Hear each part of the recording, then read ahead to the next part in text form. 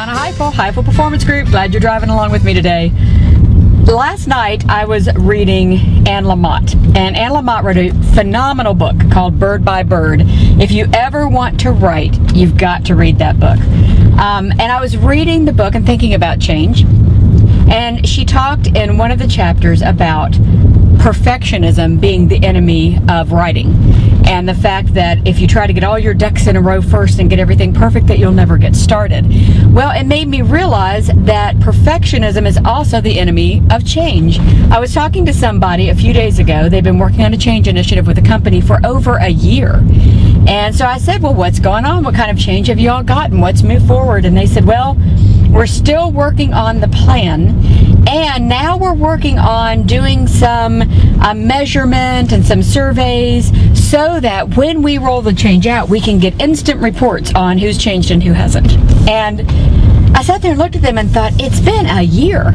I mean, the way things move nowadays, if you've let a year go by without implementing the change, by now, there's probably a different change that needs to occur. So perfectionism, in the same way that it can be the enemy of the writer, it can also be the enemy of the change agent or the people that are supposed to change, because you've got to get some measured movement. And I understand that there are certain things you have to plan for depending on the size of the change. However, there are always behavioral elements that can be put into place immediately so that people start to get the sense that this change is actually going to happen. So if you are leading a change or a part of a change, don't let perfectionism slow you down.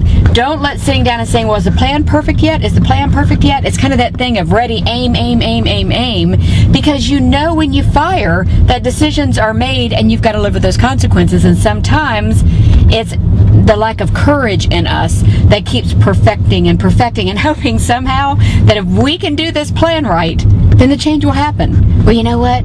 It won't. A plan is just a plan. You got to put it into action. So remember that. Perfectionism, the enemy of change. Thanks so much for driving along with me today. I will talk to you next time.